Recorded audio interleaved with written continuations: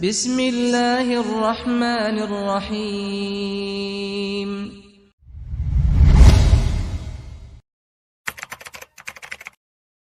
Assalamualaikum warahmatullahi wabarakatuh. Alhamdulillah, alhamdulillahi rabbil alamin, wa bihi nasta'inu ala umuri dunya waddin. Asyhadu an la ilaha illallah wahdahu la syarika lah, ilahul awwalin wal akhirin, wa asyhadu anna Muhammadan abduhu wa rasuluhu shadiqul amin, sallallahu alaihi wa ala alihi wa sahbihi wa man tabi'ahum bi ihsanin ila yaumiddin, wa sallama tasliman katsira. Subhanaka la ilma lana illa ma 'allamtana innaka antal alimul hakim. Allahumma 'allimna ma yanfa'una wanfa'na bima 'allamtana wa zidna ilma ya rabbal alamin. Rabbi shrah li sadri wa yassir li amri wahlul 'uqdatam min lisani yafqahu qawli. Amma ba'd.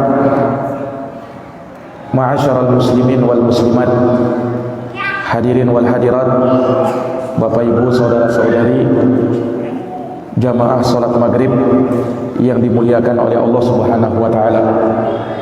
Alhamdulillah, alhamdulillahi bi ni'matihi tatimmus shalihat. Segala puji hanya bagi Allah yang dengan nikmat-nikmatnya tertunai segala amal-amal kebajikan. Salawat dan salam semoga terhatur limpahkan kepada junjungan kita Nabi Agung, Nabi besar Muhammad sallallahu alaihi wasallam, kepada keluarga dan para sahabat serta orang-orang yang senantiasa meniti jalannya sampai hari kiamat. Kaum muslimin dan muslimat, jamaah Masjid Al-Kautsar yang dimuliakan oleh Allah.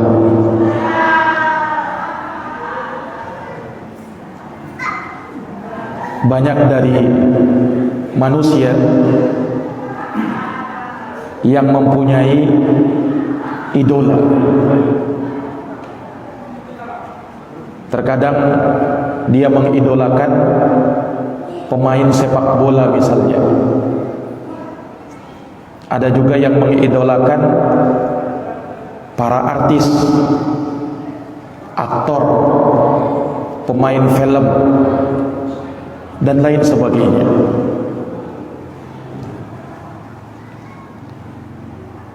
Akan tetapi jarang ada manusia, khususnya kaum muslimin, yang mengidolakan orang-orang yang mulia di dalam Islam. Entah itu dari kalangan para nabi dan para rasul, atau para pendamping yang senantiasa menyertai nabi dan rasul, yang menolong, membela, menguatkan agama Allah Subhanahu wa taala. Merekalah para sahabat Rasulullah sallallahu alaihi wasallam. Oleh karenanya, banyak dari anak-anak kaum muslimin kalau ditanya tentang idola mereka, maka masing-masing menjawab sesuai dengan apa yang dia lihat, apa yang dia saksikan.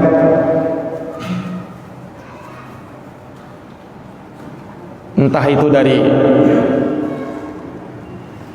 orang-orang yang mungkin keberadaannya fiktif atau non-fiktif, yang mungkin tidak ada, hanya dalam dunia khayalan saja. Batman, Superman, itu kalau zaman-zaman dulu itu. Kalau sekarang mungkin sudah berganti tokoh. Tapi mirisnya jarang yang diperkenalkan dengan para nabi dan para rasul, atau para sahabat Rasulullah sallallahu alaihi wasallam yang menjadi pahlawan di dalam Islam ini. Maka jamaah sekalian yang dirahmati dan dimuliakan oleh Allah, harusnya kita memperkenalkan kepada anak-anak kita siapa yang harusnya kita idolakan di dalam agama ini. Siapa yang harusnya kita jadikan panutan, tauladan di dalam hidup ini. Maka mungkin kita kurang mendengar tokoh-tokoh dari kalangan kaum muslimin, pejuang-pejuang Islam, semisal para sahabat Rasulullah SAW. Padahal mereka ini orang-orang mulia. Mereka dipuji oleh Allah Subhanahu wa taala, mendapatkan rekomendasi dari Allah Subhanahu wa taala. Allah telah nyatakan keridhaan bagi mereka dan mereka pun ridha kepada Allah. Dalam surat At-Taubah ayat 100, Allah Subhanahu wa taala berfirman, "Was-sabiqunal awwalun minal muhajirin wal ansar walladzina tabauhum bi ihsan radhiyallahu anhum wa radu anhu wa a'adda lahum jannatin tajri tahtaha al-anhar khalidina fiha abadan dzalikal fawzul 'adzim." Orang-orang terdahulu lagi pertama masuk Islam. Siapa mereka? Minal muhajirin wal ansar, dari kalangan sahabat muhajirin dan sahabat ansar. Walladzina tabauhum bi ihsan, dan orang-orang yang mengikuti mereka dengan baik. Jaminan Allah untuk mereka, radhiyallahu anhum wa radu an. Allah ridha kepada mereka dan mereka pun ridha kepada Allah. Tidak sampai di situ, wa a'adda lahum jannatin tajri tahtaha al-anhar. Kemudian Allah masukkan mereka ke dalam surga yang mengalir dari bawahnya sungai-sungai, khalidina fiha, kekal mereka di dalamnya, wa dzalikal fawzul 'adzim, dan itulah keberuntungan yang paling besar. Jamaah yang dirahmati dan dimuliakan oleh Allah, ini rekomendasi dari Allah Subhanahu wa taala akan kemuliaan, ketinggian derajat para sahabat Nabi sallallahu alaihi wasallam. Maka mereka ini orang-orang yang patut untuk kita jadikan teladan. Mereka ini orang-orang yang patut untuk kita ketahui bagaimana sirah perjalanan hidup mereka. Kita kenali mereka. Jangan sampai kita ini banyak mengenal para artis, pemain sepak bola, tahu kita seluk-beluknya, tapi untuk sahabat Rasulullah banyak kita tidak tahu siapa mereka itu. Padahal mereka inilah yang paling banyak jasanya kepada kita. Kita bisa merasakan nikmatnya Islam pada hari ini, itu berkat perjuangan mereka, para sahabat Rasulullah. Makanya tidak salah ketika sahabat Ibnu Mas'ud berkata, "Man kana minkum muta'assiyan falya'si bi ashabi Rasulillah sallallahu alaihi wasallam." Barang siapa di antara kalian yang ingin menjadikan tauladan, maka teladanilah sahabat Rasulullah sallallahu alaihi wasallam. Fa innahum kanu abarra hadhil ummah quluba, sebab para sahabat adalah orang yang paling baik hatinya di kalangan umat ini. Wa a'maqahum ilma, orang yang paling dalam ilmunya. Wa aqalluhum taqallufa, dan yang paling sedikit takallufnya. Wa aqwamahum hadiya, dan yang paling lurus petunjuknya.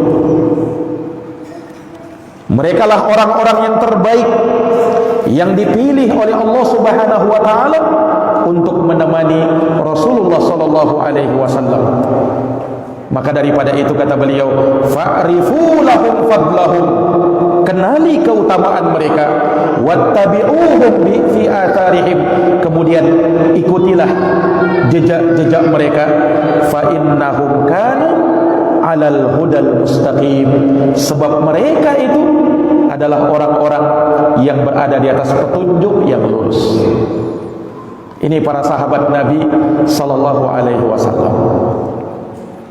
Jamaah yang dirahmati dan dimuliakan oleh Allah, kalau di pertemuan yang lalu, di pertemuan sebelumnya, kita pernah menjelaskan tentang sahabat Anas bin Malik yang menjadi pelayannya Rasulullah sallallahu alaihi wasallam. Maka pada kesempatan ini kita akan bacakan sedikit tentang sahabat yang mulia yang dikenal dengan nama Abdullah bin Amr bin Al-As. Namanya Abdullah bin Amr bin Al-As. Sahabat yang bernama Abdullah itu sangat banyak. Bahkan Imam Ibnu Katsir menyebutkan ada 300 orang sahabat namanya Abdullah. Abdullah bin Umar, Abdullah bin Amr, ini dua orang berbeda. Ada Abdullah bin Umar, anaknya Umar bin Khattab, Sayyidina Umar bin Khattab. Ada Abdullah bin Amr. Kalau dalam tulisan Arabnya, kalau Umar, Abdullah bin Umar itu ain mim ra. Nah, bacaannya Abdullah bin Umar. Kalau tulisannya ain mim ra kemudian ada waw setelahnya, bacanya Amr. Abdullah bin Amr. Nah, ini sahabat yang kita mau bacakan biografi singkatnya. Sahabat Abu Bakar As-Siddiq, kita kan kenalnya Abu Bakar As-Siddiq. Itu bukan namanya itu kunyahnya. Abu Bakar As-Siddiq namanya Abdullah bin Utsman. Utsman itu bapaknya beliau, Abu Quhafa. Dikenal juga dengan Abdullah bin Abi Quhafa. Abu Bakar As-Siddiq. Di kalangan ulama ahli hadis ada dikenal dengan 4 abadilah, 4 sahabat yang namanya Abdullah. Kenapa dikumpulkan 4 sahabat ini? Karena keempat-empatnya ini mirip dalam usianya sama, mirip dalam ilmunya sama, mirip juga dalam panjangnya umurnya. 4 orang sahabat ini, Abdullah bin Abbas, Abdullah bin Umar, Abdullah bin Amr bin Al-As, dan Abdullah ibnu Zubair. Abdullah bin Mas'ud tidak masuk karena Abdullah bin Mas'ud sahabat senior. Nah, mereka ini sahabat saghir, sahabat kecilnya Nabi sallallahu alaihi wasallam. Salah satunya Abdullah bin Amr bin Al-As. Para jamaah yang dirahmati dan dimuliakan oleh Allah, beliau dan bapaknya kedua-duanya adalah sahabat Nabi. Makanya untuk sahabat seperti ini kita doakan radhiyallahu anhuma, semoga Allah meridhoi keduanya. Karena beliau dan bapaknya dua-duanya sahabat. Kalau sahabat dianya sendiri sahabat, bapaknya bukan sahabat, maka doanya radhiyallahu anhu. Nah, kalau dia bapaknya, kakeknya juga sahabat, maka kita bilang radhiyallahu anhum, semoga Allah meridhoi mereka. Nah, ini adab kita, kalau disebut nama sahabat maka kita ucapkan radhiyallahu an, sesuai dengan rekomendasi Allah tadi dalam Quran, radhiyallahu anhum wa radu an. Allah ridha kepada mereka dan mereka pun ridha kepada Allah. Ini para jamaah yang dirahmati dan dimuliakan oleh Allah. Abdullah bin Amr bin Al-As dulunya sebelum beliau Islam, beliau bernama Al-As, seperti nama kakeknya. Kan beliau Abdullah bin Amr bin Al-As. Dulu sebelum Islam, beliau bernama Al-As, seperti nama kakeknya. Tetapi setelah Islam diganti namanya menjadi Abdullah. Kenapa? Sebab Al-As itu kurang baik maknanya. Al-As dalam bahasa Arab, asin itu artinya orang yang berbuat maksiat. Orang yang berbuat maksiat, akan namanya tidak bagus. Nah, ketika masuk Islam diganti namanya oleh Rasulullah Sallallahu Alaihi Wasallam menjadi Abdullah. Bukan karena beliau sakit-sakitan, tidak. Sebagian orang kan ada merubah namanya, kenapa Anda cocok sakit-sakitan dia? Bukan karena itu, tapi memang maknanya kurang bagus. Nah, maka Nabi SAW itu memang ketika melihat ada sahabat bernama kurang baik, maka dirubah oleh Nabi SAW. Hijrah nama maksudnya. Dulu ada sahabat bernama Hazan, namanya Hazan. Hazan itu dalam bahasa Arab artinya orang yang sedih. Nah, makanya hidupnya sedih terus. Masuk Islam dirubah namanya menjadi Sahal. Sahal artinya yang mudah, mudah urusannya. Maka semenjak diganti namanya, maka berubah kehidupannya. Nah, ini para jamaah menunjukkan kepada kita dan sekaligus membantah ucapan sebagian orang. Apa katanya? Apalah arti sebuah nama itu? Oh, nama punya arti. Nama itu punya makna. Terkadang nama bisa berpengaruh kepada orangnya.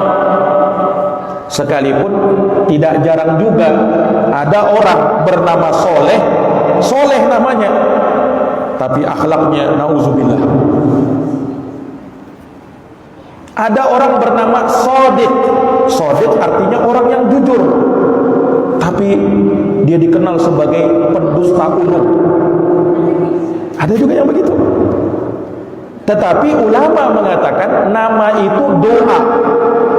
Orang dipanggil dengan sebuah nama, diharapkan dengan terus dipanggil seperti itu, boleh jadi kalaupun tidak sesuai dengan akhlaknya, tetapi karena dipanggil seperti itu, akan merubah kepribadiannya, akan merubah akhlaknya menjadi orang yang baik juga. Nah, makanya kita perlu memberi nama dengan nama-nama yang baik. Jangan kita ambil nama untuk anak-anak kita nama-nama yang buruk atau tidak ada artinya, tidak ada maknanya. Atau terkadang mengambil dari artis-artis kafir kadang. Dinamailah anaknya Robert. Apa artinya itu? Nah, ada yang bernama Harley Davidson, nama motor, Pak. Ada yang dinamakan anaknya seperti itu. Harusnya kita sebagai orang tua pandai-pandai memilih nama yang terbaik untuk anak kita. Kenapa? Nama itu berpengaruh kepada orang yang dinamakan. Makanya ketika Nabi mendengar sahabat Abdullah bin Amr bin Al-As, dulu namanya Al-As, diganti sama Nabi. Namamu bukan Al-As, tapi Abdullah. Abdullah artinya hamba Allah. Ini para jamaah yang dirahmati dan dimuliakan oleh Allah Subhanahu wa ta'ala. Iya. Dan memang nama-nama yang seperti ini nama-nama yang direkomendasi oleh Nabi SAW. Disebutkan dalam hadis riwayat Muslim, ahabbul asma'i ilallah Abdullahi wa Abdurrahman. Nama yang paling dicintai oleh Allah adalah Abdullah dan Abdurrahman. Hadis sahih riwayat Imam Muslim. Tasammau bismi, kata Nabi, bernamalah kalian dengan nama saya, Rasulullah Muhammad. Ini para jamaah sekalian, menunjukkan bahwasanya memang Nabi sendiri itu perhatian terhadap nama-nama kaum muslim. Makanya Nabi sering merubah nama-nama sahabat kalau punya arti yang buruk. Nah, jangan disalahpahami, bukan artinya oh ini tidak menghargai nama pemberian orang tua ini. Tidak. Orang tua kita mungkin belum paham pada saat memberikan nama seperti itu. Nah, kita yang sudah paham Kadang kita perlu merubah nama kita. Ya walaupun mungkin di KTP tidak bisa berubah atau di akte tidak bisa berubah, paling tidak di panggilan berubah namanya menjadi nama yang lebih baik, punya arti dan makna yang bagus. Para jamaah yang dirahmati dan dimuliakan oleh Allah, sahabat Abdullah bin Amr bin Al-As, beliau ketika masuk Islam, beliau banyak bermajlis dengan Rasulullah SAW, sehingga beliau pun termasuk sahabat yang banyak meriwayatkan hadis dari Nabi. Abu Hurairah kita kenal sebagai ahfadus sahabat, sahabat yang paling banyak riwayatnya, sampai-sampai berkata tentang Abdullah bin Amr bin Al-As ini, kata beliau, lam yakun ahadun min ashabir Rasul sallallahu alaihi wasallam aktsara hadisan minni.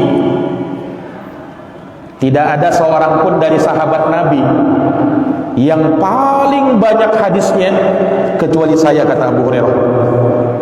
Ini ucapan beliau ini bukan untuk menyombongkan diri ya, bukan, tapi untuk memotivasi yang lainnya. Nah, bedakan itu. Bukan beliau menyombongkan diri, saya yang paling banyak riwayatnya, tapi untuk memotivasi yang lain. Kemudian beliau berkata, illa ma kana min Abdullah bin Amr fa innahu yaktub wa la aktub. Kecuali, kata beliau, hadis yang diambil dari sahabat Abdullah bin Amr bin Al-As. Kenapa? Karena beliau menulis, nah saya tidak menulis, kata sahabat Abu Hurairah radhiyallahu taala anhu.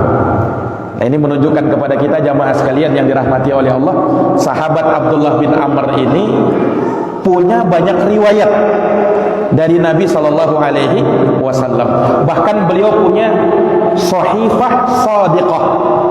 Itu tertulis hadis-hadisnya Rasulullah sallallahu alaihi wasallam. Dan beliau memang menulis hadis Nabi. Jadi dulu di masa Nabi, Pak, Nabi melarang para sahabat untuk menulis hadis beliau. Ucapan-ucapan beliau Nabi larang, jangan tulis. Kenapa? Nabi khawatir nanti tercampur dengan Quran. Tetapi Nabi memberikan izin khusus untuk sahabat Abdullah bin Amr bin Al-As. Beliau menulis hadisnya Nabi. Sampai pernah disebutkan orang kafir Quraisy itu datang kepada sahabat Abdullah bin Amr. Wahai Abdullah, mengapa kau tulis ucapan si Muhammad itu? Kenapa kau tulis semua? Bukankah Muhammad itu juga berucap, kadang dia marah, kadang dia ridho? Kenapa kau tulis semuanya? Akhirnya beliau tanya sama Nabi, Pak. Datang sama Rasulullah SAW, kemudian bertanya, ya Rasulullah, aktubu ma asmahu minka? Ya Rasul, bolehkah aku tulis semua yang aku dengar darimu? Kata Rasulullah, na'am, silahkan tulis. Maka Abdullah bin Amr berkata, lah, orang kafir Quraisy mengatakan kepadaku, engkau berucap saat ridho dan saat marah. Apakah itu juga perlu aku tulis ya Rasul? Kata Rasul sallallahu alaihi wasallam, na'am, uktub fa innahu la yanbaghi li an aqula fi dzalika illa haqqan. Tulislah wahai Abdullah, sebab tidak ada yang keluar dari lisan ini, tidak ada satupun kalimat yang aku ucapkan kecuali pasti kebenaran. Kata Nabi SAW, baik saat saya ridho maupun ketika saya marah. Nabi itu tidak berucap dengan hawa nafsunya. Wa ma yantiqu anil hawa in huwa illa wahyu yuha. Yang diucapkan Nabi semata wahyu dari Allah Subhanahu wa ta'ala. Para jamaah yang dirahmati dan dimuliakan oleh Allah Subhanahu wa ta'ala, maka ini menunjukkan kesungguhan beliau di dalam mempelajari agama.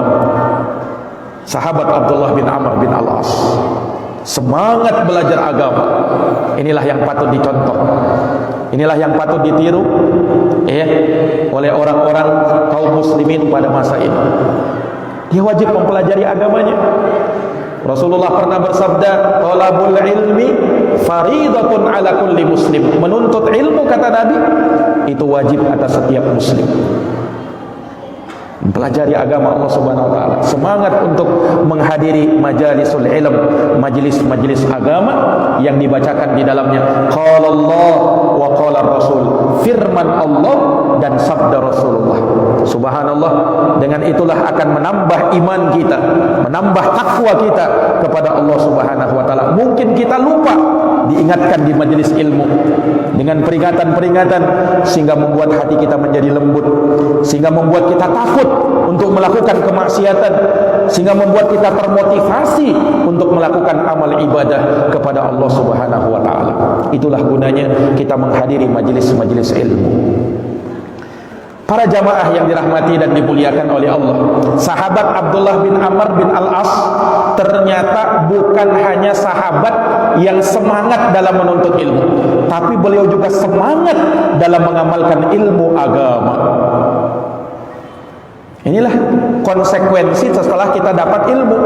Imam Syafi'i pernah berkata, "Ta'allamu," belajarlah kalian. "Fa idza alimtum fa'malu." Kalau sudah kalian dapat ilmunya, amalkan itu.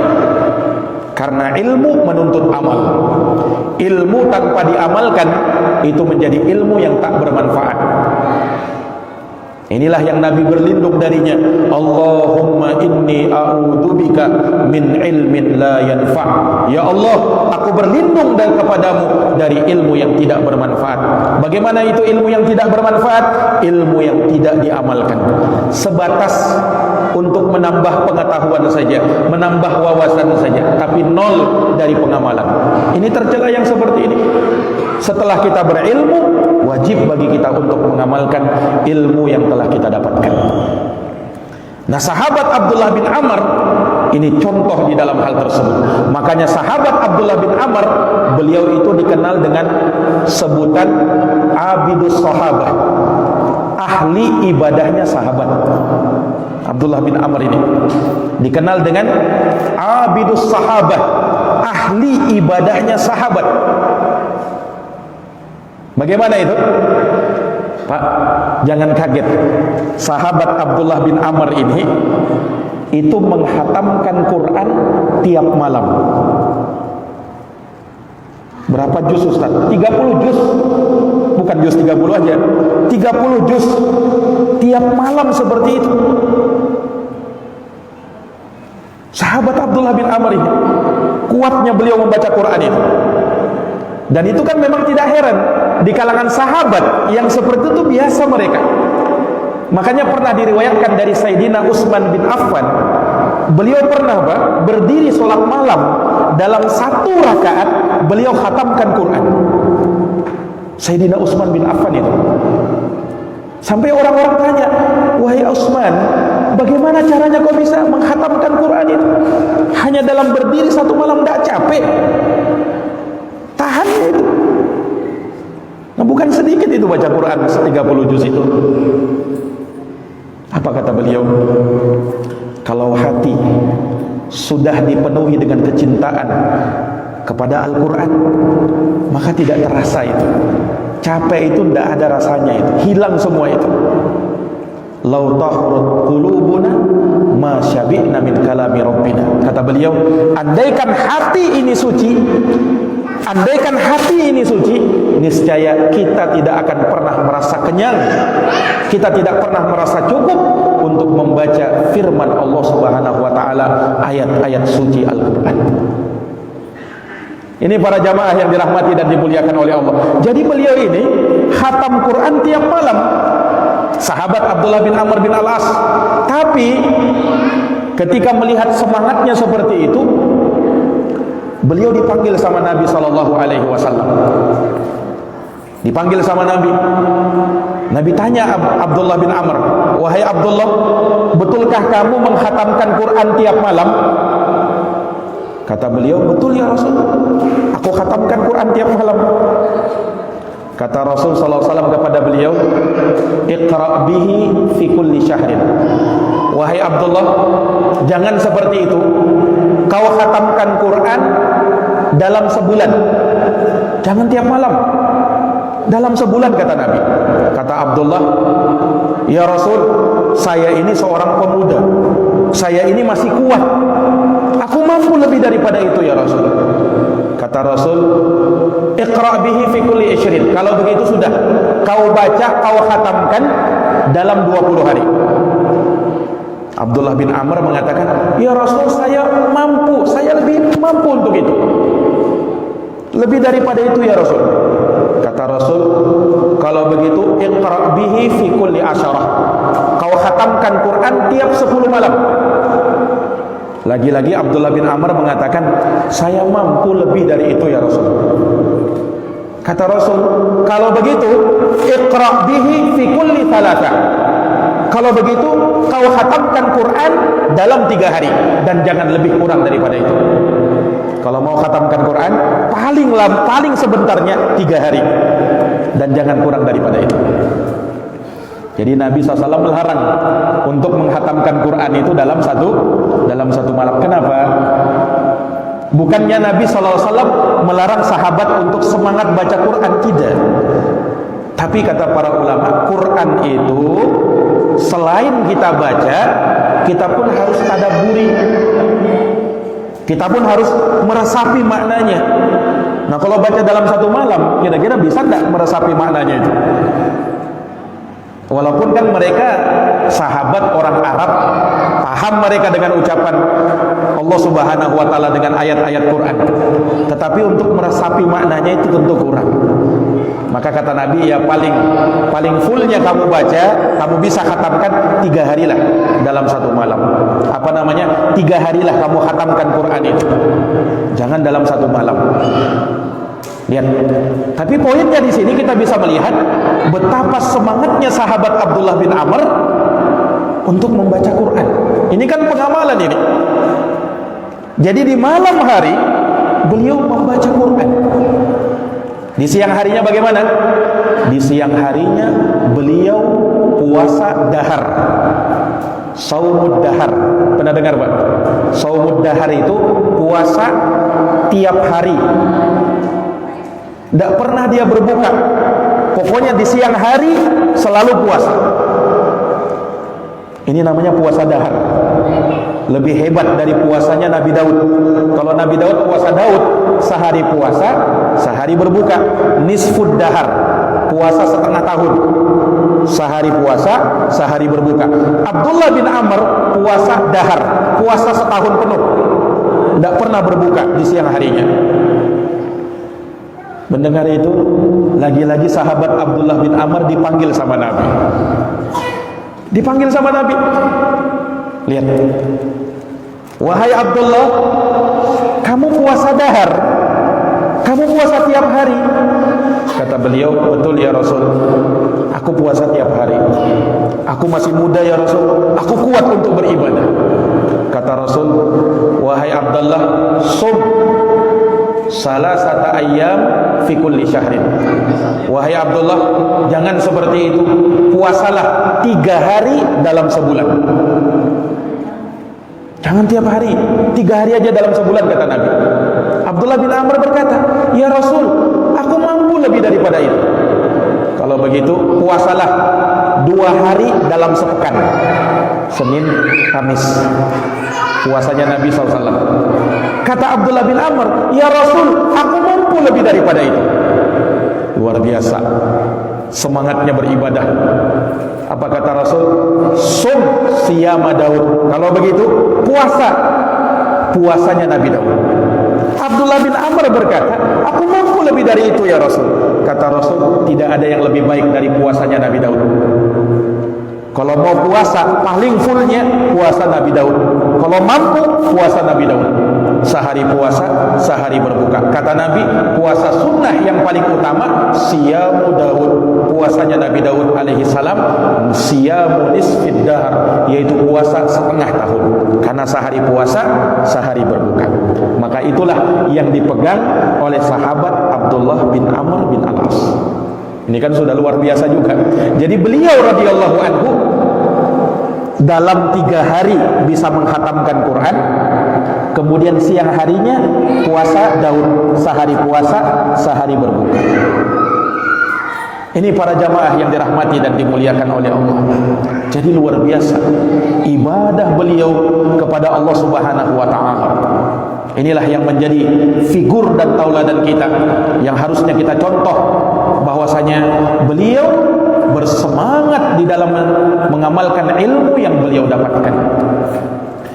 Para jamaah yang dirahmati dan dimuliakan oleh Allah Subhanahu wa taala, ini menunjukkan kepada kita bahwasanya beramal terhadap ilmu yang kita dapatkan itu dari perkara yang menjadi ghayah, tujuan.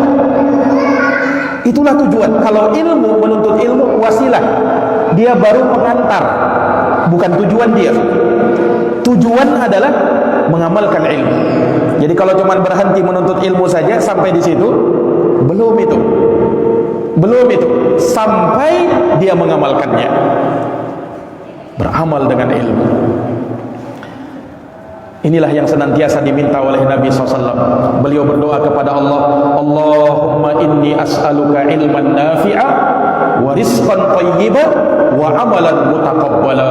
Ya Allah, aku minta kepadamu ilmu yang bermanfaat, rezeki yang halal, dan amalan yang diterima. Jadi beliau minta 3 hal: ilmu, rezeki, dan amalan. Ini menunjukkan bahwa 3 ini tidak mungkin pisah ini. Orang yang berilmu harusnya dia beramal dengan ilmunya, dan ilmu dan amal tidak menghalangi dia untuk mencari rezeki. Karena kita juga butuh pakaian, kita juga butuh makan, kita juga butuh minum. Umat Islam itu tidak disuruh 24 jam berada di masjid terus. Kapan waktunya mencari nafkah? Kapan waktunya mencari rezeki Allah Subhanahu wa taala? Makanya kalau kita lihat dalam Quran, setelah kita selesai sholat, apa dalam Quran itu? Fa idza qudiyatis shalah, apabila sholat telah ditunaikan, apa yang kita lakukan? Fantashiru fil ardh, ayo bertebaranlah di muka bumi. Untuk apa? Wabtaghu min fadlillah, cari karunia Allah. Ini perintah mencari rezeki, cari karunia Allah Subhanahu wa taala itu. Maka jangan sampai karena alasan beribadah kemudian kita menyampingkan mencari nafkah, mencari rezeki dari Allah Subhanahu wa taala. Para jamaah yang dirahmati dan dimuliakan oleh Allah, sahabat Abdullah bin Amr bin Al-As, beliau ini ahli ilmu, ahli ibadah, dan juga beliau orang yang disifatkan punya kekayaan, punya harta yang banyak. Abdullah bin Amr bin Al-As ini, bahkan beliau itu dikenal min mulukis sahabah, termasuk dari raja-rajanya sahabat, orang-orang kayanya sahabat. Nah, salah satunya Abdullah bin Amr bin Al-As. Beliau orang kaya, Pak. Subhanallah. Nah, ini memberikan pelajaran bagi kita juga bahwa banyaknya harta, menjadi orang kaya itu tidak menghalangi kita untuk beribadah kepada Allah Subhanahu wa taala. Artinya jangan sampai kita tersibukkan dengan harta kita meninggalkan ibadah. Nah, banyak pada hari ini kan orang ketika dia sudah banyak hartanya, banyak ininya, banyak itunya, alasannya sibuk, tidak bisa dia menghadiri majelis ilmu. Kenapa? Terlalu sibuk dia. Subhanallah, sibuk yang bagaimana itu? Apalagi kalau sampai tidak ada waktu untuk beribadah. Nah, ini lebih gawat lagi ini. Saking sibuknya dia, tidak ada waktunya untuk beribadah. Nah, sampai dia lalaikan sholatnya, dia lalaikan ibadahnya. Nah, ini nikmat, asalnya nikmat, tetapi berubah menjadi azab. Kullu nikmatin la tuqarribuka ilallah fahiya baliyatun. Setiap nikmat yang tidak mendekatkan kamu kepada Allah, maka itu bukan nikmat, tetapi itu adalah bala, itu adalah musibah bagi kamu. Bukan kita dilarang jadi orang kaya. Sahabat banyak juga yang kaya. Abu Bakar As-Siddiq itu sahabat kaya itu. Utsman bin Affan, Sayyidina Utsman bin Affan, sahabat kaya itu. Abdurrahman bin Auf, sahabat kaya itu. Tetapi kekayaan mereka, harta yang mereka punya tidak menghalangi mereka untuk beribadah kepada Allah Subhanahu wa taala. Bahkan semakin mereka mendapat rezeki, semakin bertambah harta mereka, semakin hebat pula ibadah mereka kepada Allah Subhanahu wa taala. Ini para jamaah yang dirahmati dan dimuliakan oleh Allah. Nah, sahabat Abdullah bin Amr, karena kayanya beliau, pernah diriwayatkan sahabat Abdullah bin Amr ini saking dermawannya beliau itu menghajikan 300 orang manusia. Beliau hajikan dengan uang beliau sendiri. Kemudian bukan hanya sekedar dihajikan, kemudian diberikan bekal plus dikasih 1 ekor unta. Itu sahabat Abdullah bin Amr, 300 orang. Subhanallah. Di zaman ini mungkin kalau ada orang menghajikan 1 orang saja, sudah luar biasa itu. Sahabat Abdullah bin Amr menghajikan 300 orang. Ini para jamaah yang dirahmati dan dimuliakan oleh Allah. Sahabat Abdullah bin Amr bin Al-As, beliau punya bapak namanya Amr bin Al-As. Amr bin Al-As.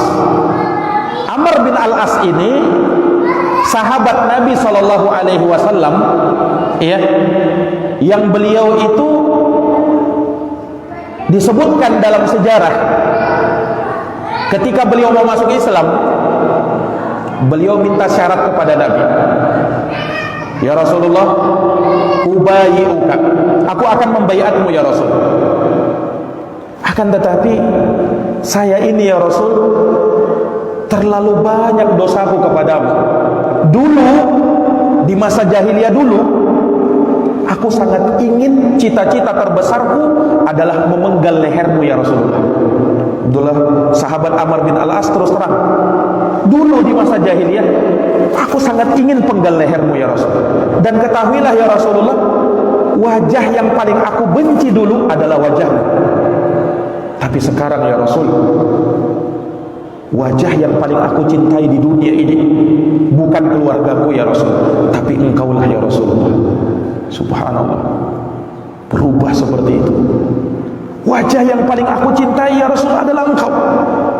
Abdullah bin Amr ini saking malunya kepada Nabi, karena dulu sangat membenci Nabi, beliau itu tidak berani melihat matanya Rasulullah. Beliau tidak berani memandang wajahnya Rasulullah setelah beliau masuk Islam. Kenapa? Aku malu memandang wajahnya Nabi itu. Sampai beliau berkata, andaikan ada orang bertanya kepadaku bagaimana ciri-cirinya Nabi itu, bagaimana wajahnya Nabi itu, maka aku tidak bisa melukiskan wajahnya Nabi. Kenapa? Aku tidak berani melihat wajahnya Rasulullah. Terlalu mulia kalau aku harus memandang beliau. Subhanallah. Ini sahabat Abdullah bin Amr bin Al-As. Maka beliau minta kepada Nabi, ya Rasul, tolong doakan kepada Allah supaya dosa-dosa saya dibersihkan oleh Allah, diampuni oleh Allah Subhanahu wa taala. Maka beliau berkata, Rasulullah bersabda, ya Amr, wahai Amr, ala ta'lam annal Islam yahdimu ma qablah.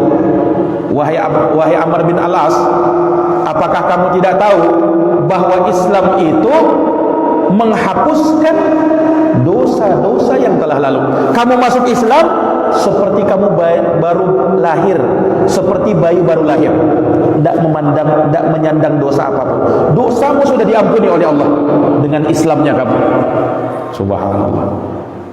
Para jamaah yang dirahmati oleh Allah, maka semenjak itu beliau pun masuk Islam dan baik keislamannya. Ketahuilah sahabat Abdullah bin Amr bin Al-As, beliau lebih dulu masuk Islam, kemudian setelahnya bapaknya. Subhanallah. Ini menunjukkan kepada kita terkadang seorang anak ya bisa jadi dia mendapatkan hidayah lebih dulu daripada bapaknya, orang tuanya mendapat hidayah. Contohnya Abdullah bin Amr ini. Beliau lebih dulu masuk Islam, baru setelahnya bapaknya masuk Islam. Dan banyak sahabat seperti itu, Pak. Banyak sahabat seperti itu. Abu Bakar As-Siddiq radhiyallahu anhu, beliau masuk Islam, bapaknya nanti masuk Islam di tahun Fathu Makkah, di tahun 8 Hijriah. Baru bapaknya Abu Quhafah masuk Islam. Abu Hurairah, beliau punya ibu ya, dulu sangat membenci Rasulullah. Didoakan sama Rasul, Allahumma hdi umma Abi Hurairah. Ya Allah, beri hidayah kepada ibunya Abu Hurairah. Maka didoakan oleh Nabi. Dan semenjak itu ibunya Abu Hurairah masuk Islam. Sama sahabat ini, beliau pun masuk Islam dan baik keislaman beliau. Nah, Nabi ketika itu sangat menghormati Amr bin Al-As, bapaknya Abdullah bin Amr bin Al-As. Sangat dihormati. Karena memang beliau ini termasuk dari pemuka orang kafir Quraisy, orang Arab ketika itu. Sahabat Amr bin Al-As ini. Makanya sangat dimuliakan oleh Nabi. Makanya pernah dalam satu riwayat, sahabat Amr bin Al-As ini merasa dirinya ini dimuliakan sama Nabi. Jangan-jangan beliau ini sahabat yang paling dicintai oleh Nabi.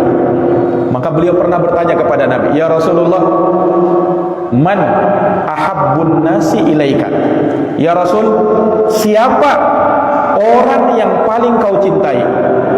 Tanya sahabat Amr bin Al-As, siapa ya Rasul sahabat yang paling kau cintai? Orang yang manusia yang paling kau cintai? Kata Rasulullah SAW, jujur Rasulullah SAW menjawab, Aisyah radhiyallahu anha. Yang manusia yang paling aku cintai adalah Aisyah, Sayyidah Aisyah radhiyallahu anha. Oh, ternyata Aisyah yang paling dicintai. Kata Amr, wa minar rijal, ya Rasul, kalau dari kalangan laki-laki siapa ya Rasul? Beliau berharap dirinya disebut. Kata Rasulullah, Abu Bakar. Yang paling aku cintai adalah Abu Bakar.